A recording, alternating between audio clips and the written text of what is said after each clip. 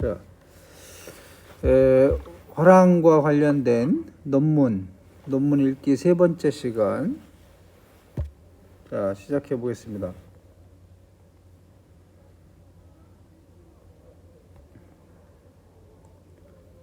자, 셋째는 기왕의 이해와는 달리 화랑 집단의 우두머리를 풍월주라고 지칭한다는 점이다. 즉 원화를 폐지하면서 화랑을 두었으며 복수로 존재하는 화랑의 대표로 우리가 기왕의 국선이라 파악하고 있었던 존재를 풍월주라고 한다는 것이다. 원화가 있고 풍월주가 있고.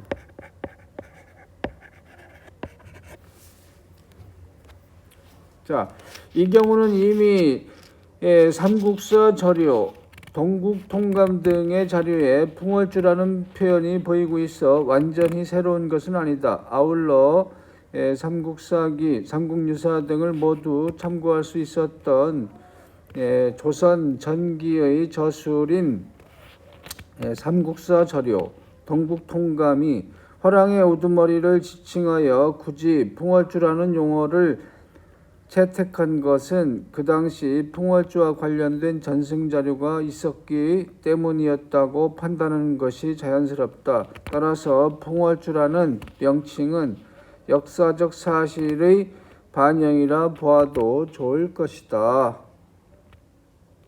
넷째는 위 셋째와 직결되는 것으로서 박창화의 화랑세기는 원화 폐지 후 최초의 풍월주로 임명된 사람이 위화랑이라 하고 있다. 자, 위화랑 하면 성이 의시인가 봐요. 의시. 근데 이게 그림도 한번 이건 겸재 정선의 그림이네. 송파진도네. 송파진이에요. 제가 지금 송파에 살고 있는데 송파진.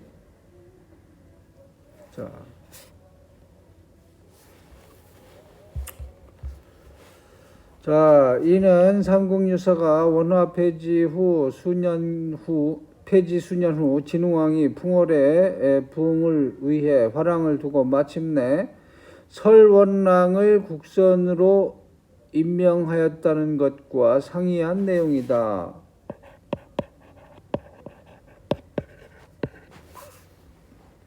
게다가 박창화의 화랑세기에는 설원랑이 7세 풍월주인 것으로 기록되어 있다. 박창화의 화랑세기와 삼국유사의 상이한 내용에 대한 해명이 필요하다. 이를 위해서는 역시 풍월주와 국선의 관계를 분명히 할 필요가 있다. 물론 기왕의 자료를 이용하여서는 풍월주와 국선의 관계를 정확하게 설명할 방법이 없다. 그러나 박창화의 화랑세기에는 풍월주와 국선의 관계 또는 그 성격의 차이를 보여주는 내용이 있다. 지금 남당 박창화 선생의 이 화랑세기 필사본이 이게 참 대단한 겁니다. 자, 자료 다 그때 문노 일파가 세종을 따라 정벌을 나가 전공을 세웠으나 공로에 합당한 직위를 얻지 못하자 설원랑에게 복종하지 않고 스스로 한 문파를 세웠다. 이에 당도들이 마침내 나뉘어졌다. 설원랑의 파는 정통이 자신들에게 있다고 하고 문노의 파는 여론이 자신들에게 있다고 하며 서로 위아래를 다투었다. 미실이 그것을 염려하여 미실, 그 남자 많았다고 하는, 최고 많았다고 하는 미실,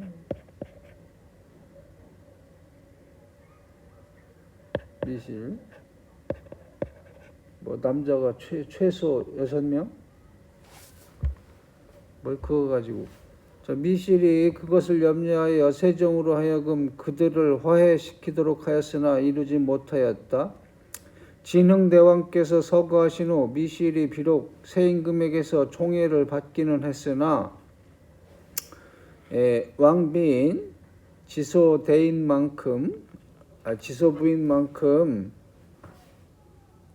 임금의 총애를 받지는 못하였다.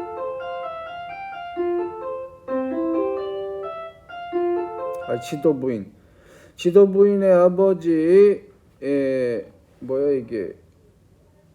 기오공은 문노와 종영제 사이였기 때문에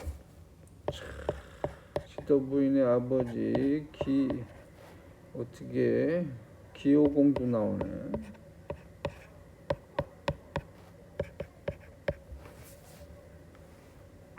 자, 지도부인은 평소에 문노를 따랐었다. 그래서 진지왕에게 권하여 문노를 국선으로 삼고 비보랑을 부제로 삼았다.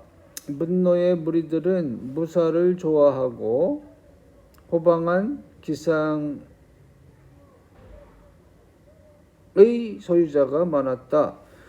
설원랑의 무리들은 향가를 잘하고 고상한 놀이를 즐겼다. 그래서 나라 사람들은 문노의 무리를 일컬어 호국선이라 하고 설원랑의 무리를 일컬어 운상인이라 하였다. 구름문자, 의상자, 운상인이라고 했고 이제 호국선은 나라를 보호한다, 지킨다, 다 아시죠? 골품이 있는 사람들은 대부분 설원랑의 무리를 따랐고 일반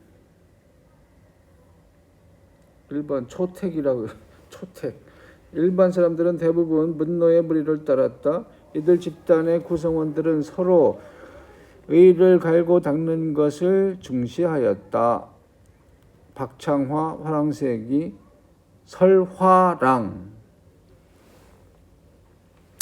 자, 위 자료 다에 의하면 진흥왕 당시 설원랑이 위화랑 이래의 풍월주 정통을 이어 7세 풍월주가 되어 있었으나 자료 다 가에서 보이듯 정복전쟁 과정에서 나름대로의 세력 기반을 확보한 문노가 설원랑에게 복종하지 않고 풍월주 예하에 속하지 않는 독자적인 낭도를 거느리게 되었음을 알 수 있다. 미실이 이러한 현실을 타개하고자 지금 논문에 이게 참 문장 틀린 데가 자꾸 나옵니다. 설원랑에게 풍월주의 지위를 물려준 세종과 함께 노력을 기울였으나 두 집단의 갈등은 치유되지 않았다.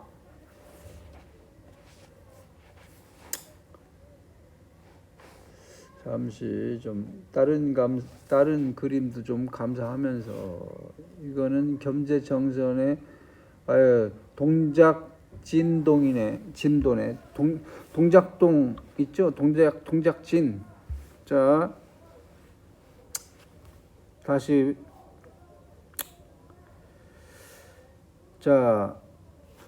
이때 자료 다 나는 설원랑이 풍월주로서의 정통성은 세종의 지위를 물려받은 자신에게 있음을 내세웠고 현실적 세력 기반을 확보하고 있었던 문노는 자신들이 여론의 지지를 받고 있다는 것을 강조하였음을 보여준다. 그런데 청의를 강조하는 문노의 이러한 주장은 청의? 갑자기 왜 이렇게 말을 안 들어?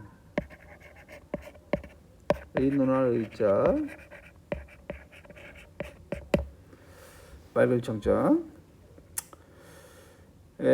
마치 앞서 언급한 대로 사다함이 국왕이 임명한 화랑과는 별도로 시인들의 추대에 의해 화랑으로 받들어지는 상황을 연상케 한다. 즉 당시까지는 국가 차원의 화랑 집단과 개인 차원의 화랑 집단이 병준할 수 있었던 것으로 이해할 수 있다. 그리고 자료 다바에서 초택의 사람들이 대부분 문노를 따랐다는 것은 사다음의 사례처럼 국가 차원의 화랑 집단이 아닌 존재들이 문노의 국선 임명을 계기로 대부분 문노 휘하에 편제되었음을 나타내는 것이라 보인다. 이러한 상황이 연출된 시기는 진흥왕과 진지왕의 왕위 계승 시기로 보아 대체로 진흥왕 말년에 해당된다. 그리고 앞서 박창화의 화랑세기를 통해 살펴본 원화의 부활이 진흥왕 29년이었으며 이때 원화로 임명되었던 미실이 동륜태자의 죽음과 관련하여 원화의 지위에서 물러나는 것이 진흥왕 33년이었음을 참고한다면 분열과 갈등 상황은 진흥왕 33년 이후에 전개된 내용이 된다. 그런데 자료 다라에 의하면 진흥왕이 서거하고 진지왕이 즉위한 이후 지도부인의 지원을 받은 문노가 국선으로 임명되었다.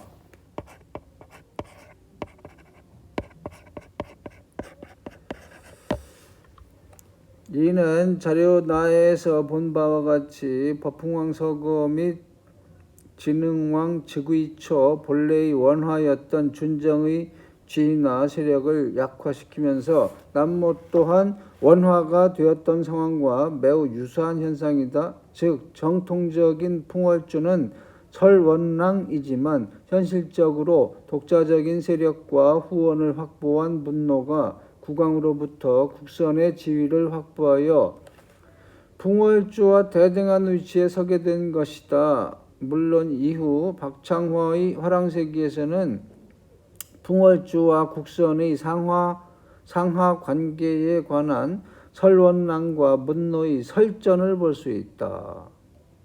그러나 그것은 설원랑과 문노의 풍월주 지의 인계인수가 이루어짐으로써 국선과 풍월주의 병립 현상이 해소되는 과정에서 하나의 형식 논리에 입각한 자기 주장이었을 뿐이다. 즉 문노가 국왕에 의해 국선으로 임명되었을 때 현실적으로는 일시적으로나마 화랑 집단의 우두머리가 기왕의 풍월주와 새로이 등장한 국선 등 두 사람이 되었던 것이다. 한편 박창화의 화랑세기는 진지왕을 폐위시키기 위한 사전 정지 작업과 관련하여 미실이 다시 원화로 받들어졌음을 언급하고 있다. 미실은 이거 완전히 불사조네, 불사조. 그렇게 남자가 많았다는데. 이때 설원랑의 무리와 문노의 무리가 합쳐질 뿐 아니라 원화 예하의 조직으로 편제가 이루어진다. 그리고는 후에 미실의 명에 의해 설원랑의 풍월주 지위가 국선인 문노에게 넘어가게 되었다. 즉 문노는 국선 출신으로서 8세 풍월주가 된 것이다. 그렇기 때문에 앞서 언급하였듯이 국선으로서 화랑의 우두머리가 된 문노를 선화라고도 한다. 신선의 도를 닦던 사람들이구만 이거. 근데 지금 그런 얘기는 안 나오고 있습니다. 그렇다면 문노의 등장으로 국선이라는 공식 명칭이 생겨났고 그러한 문노가 풍월주의 지위를 계승함으로써 국선이 곧 풍월주와 동일한 대상을 가리키는 용어로 사용되었다고 파악된다. 즉 문노 이후로는 풍월주, 국선, 선화가 동일한 의미와 내용을 지칭하는 것으로 파악할 수 있다. 이처럼 풍월주와 국선은 설원랑과 문노의 일시적 병존 시기를 거쳐 국선인 문노가 풍월주가 되어 두 집단이 통합됨으로써 그 구분이 무의미해졌다. 또 문노가 풍월주의 지위를 계승한 후 국선인 화랑이라는 의미로 선호라는 명칭이 생겨난 것이라 판단된다. 즉 박창화의 화랑세기는 화랑집단 우두머리의 칭호가 풍월주, 국선, 선화의 순서로 등장했음을 알려준다. 따라서 이상에서 언급한 바대로 박창화의 화랑세기에 의하면 화랑제 성립과 관련하여 다음과 같은 내용의 추출이 가능하다. 법흥왕 때에 이미 원화가 있었으며 법흥왕 말년에 지소가 원화 준정의 낭도를 분할하여 남모에게 나누어 주려는 시도가 있음으로써 원화제의 유지에 커다란 변화가 초래되었다. 그 후 진흥왕 즉위년 540년에 결국 준정과 남모의 두 원화가 있게 되었고 그들 사이의 질시와 경쟁이 살인으로까지 치닫게 됨으로써 원화의 폐지의 직접적 원인이 제공되었다. 원화가 폐지될 당시 지소태우는 원화를 화랑으로 대체하고 원화의 지휘나 역할은 화랑의 대표인 풍월주로 하여금 담당토록 하였던 것이다. 그 후 원화는 진흥왕 29년에 부활되었으나 곧 다시 폐지됨으로써 이후 풍월주와 화랑에 의해 그 집단이 존속되었다. 그리고 진흥왕 말년에 문노가 풍월주 설원랑에게 복종하지 않고 자신의 현실적 세력에 근거하여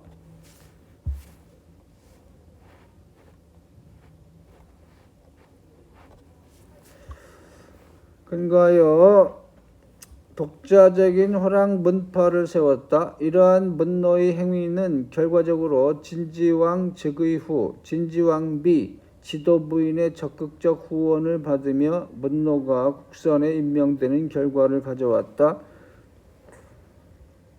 또 진지왕 말년에 일시적으로 원화가 부활되기도 하였으나 궁극적으로는 문노가 설원랑의 풍월주 지위를 계승함으로써 국선과 풍월주가 합쳐지는 결과를 초래하였다. 그렇기 때문에 문노 이후 풍월주와 국선은 동일한 의미로 혼용되었으며 국선화랑이라는 점에서 선화라는 용어도 풍월주, 국선과 함께 화랑 집단의 최고 우두머리를 지칭하는 용어로 사용될 수 있었다. 그러나 우리는 박창화의 화랑세기에 보이는 위와 같은 내용들이 어떤 자료에 의거하여 기술되었는지를 알 수 없다. 자신이 설정해 놓은 화랑상 또는 신라사회의 모습이 그 자신의 독창적 견해인지 무엇인가의 자료에 기초한 것인지를 밝혀놓지 않고 있다. 이것이 신라사 연구를 지향했던 박창화의 최대 한계라 지적할 수 있는 점이다. 박창화는 분명히 일본 왕실 서고에 근무했어요. 일제시대 국내부 거기에서 베껴온 거래. 결여 이제 결어 마지막 부분 결어가 되겠습니다. 자, 일찍이 필자는 기왕의 학계에서 논의되어온 사료를 중심으로 화랑제의 성립을 살펴본 바 있다. 이 경우 신라 화랑제는 진흥왕 37년 국선의 임명에서 비롯되어 국가적 제도로 확립된 것이라 이해하였다.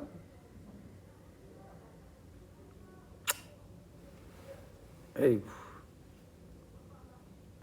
이러한 신라의 화랑은 제의를 관장하던 집단에서 유래한 원화를 그 선행 형태로 하고 있다고 보았다. 또 화랑제의 성립은 불교와 유교의 확산에 따른 사상과 의례의 전환기에 기존 무교 신앙을 갖고 있던 일반인의 사상적 혼란이나 무계의 소외감을 최소화하고 국가에 유용한 인재의 선별 기능을 강화하고자 함에서 비롯되었다고 이해하였다. 이러한 점은 불교 숭앙과 함께 재래 무교에도 관심이 깊었던 진흥왕의 사상적 양면성에 기인한 것이라 파악한 바 있다. 이에 기초하여 이 글에서는 항일 독립운동기 일본인 연구자와 남당 박창화의 화랑관을 검토해 보고자 하였다. 일본인 연구자의 화랑 연구는 그 전제부터가 잘못이었다. 사회 풍속사 등 민속학 방면에서 화랑에 접근한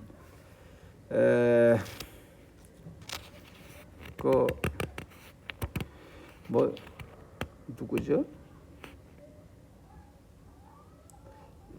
이마무라? 자, 금천병의 경우는 삼국사기 화랑 관련 기사를 부정하면서 화랑을 무당으로 인식하였다. 다분히 조선시대 변형된 화랑에 대한 인식 틀로서 신라 화랑을 바라보는 오류를 범한 것이다. 이후 진해균이 이건 두 번째 일본인 연구자 있죠. 5, 6세기에 신라의 발전상에 주목하면서 신라인의 무사적 정신을 강조하였다. 이는 만선사 연구자의 입장에서 일본의 중국 대륙 침공에 앞서 출중한 지도자와 용감한 군인의 배출 필요성에서 나온 논리라 여겨진다. 진해균이 도출한 신라인의 무사적 정신이 점원 방지진 단계에 와서는 화랑의 세속오개, 화랑의 무사도로 전화하였다고 보인다. 점원 방지진의 연구는 임나 일본 부서를 전제로 깔고 있다. 그는 무사도로 무장한 신라 국가 및 화랑이 일본 대화민족의 후예라는 황당한 주장을 하였다.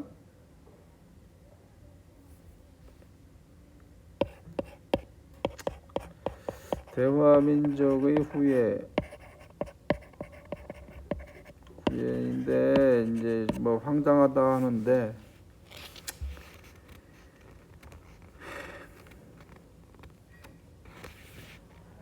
잘 모르겠어요. 아울러 원화를 국가에서 받드는 화랑으로 보면서 그 실체는 창녀라고 하였다. 화랑에 대한 각종 사료를 막론한 그의 연구는 일선동주론에 입각한 논리라 여겨진다. 이즈음 인류학적 지식을 동원한 산품 창령은 삼국지 기록에 기초하여 화랑의 기원인 원화 및 화랑 자체를 남방계의 성인식이나 남자 지표에서 구하였다. 아울러 화랑 집단의 전사적 기능을 주장하면서도 그 제정은 국가 차원의 일이 아니었다고 파악하고 있다. 이는 전혀 동의할 수 없는 사료 해석 및 의미 부여이다.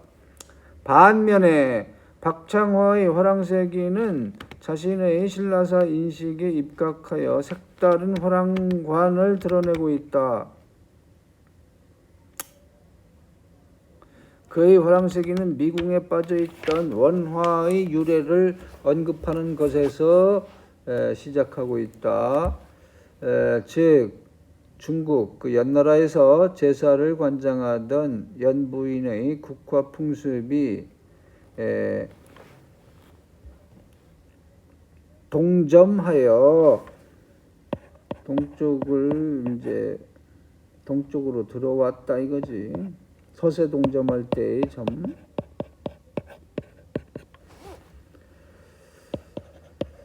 신라의 신궁제사를 주관하는 원화가 생겨났다고 서술한 것이다. 아울러 화랑이라는 명칭은 법흥왕의 총애를 받던 위화랑의 이름에서 비롯한 것이라 하고 있다. 추측컨대 연부인은 풍요와 다산을 의미하는 신모로서의 성격을 갖고 있어 보인다.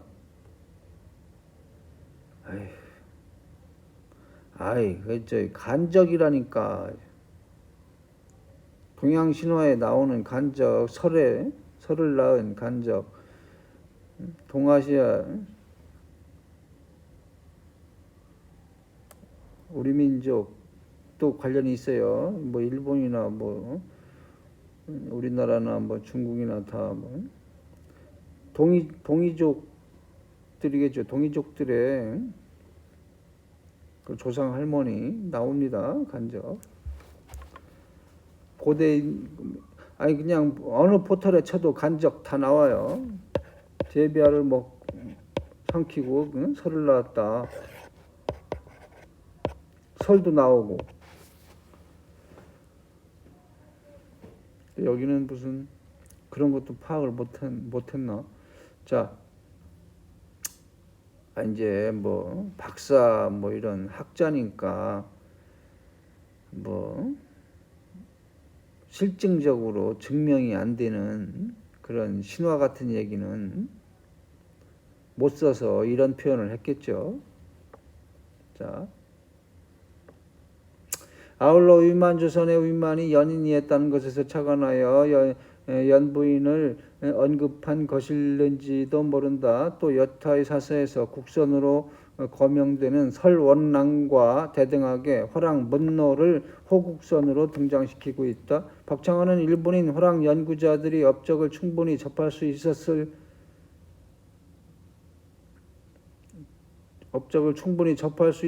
것이다. 그럼에도 불구하고 그들이 가공의 존재 또는 창녀로 취급한 원화를 중국 태산 봉선제와 대등한 제의 주관자로 설정하면서 화랑의 시원으로 그려놓고 있다.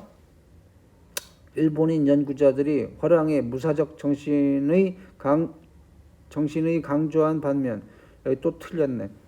정신을 강조한 반면, 이거 논문인데 여기저기 틀리네요. 문장이. 박창화의 화랑세기에는 전혀 그러한 내용의 기술이 없다. 단지 호국선 문노를 언급하면서 화랑의 출중한 무예 수준을 드러내고 있을 뿐이다. 일본인 화랑 연구자들과는 정반대의 논리로 신라 화랑의 전기를 그려 놓았는데 이것이 신라사 신라인의 실상에 근접한 서술이라 여겨진다. 바로 이 점이 우리가 박창화의 화랑세기에 주목해야 할 이유이다.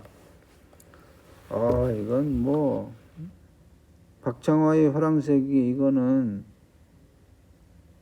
정말 이거 뭐 주관적으로 자기가 무슨 설을 만들어낸 게 아니고 있는 기록 그대로 베낀 거예요. 사실일 거예요. 근데 어마어마한 기록이 나와 있네요. 자, 이상 이제 마칩니다. 이 논문 정운용 선생의 논문 일제하 신라 화랑 연구와 담당 박창화의 화랑세기 화랑제의 기원 성립 문제를 중심으로 이 논문을 한번 읽어드렸습니다.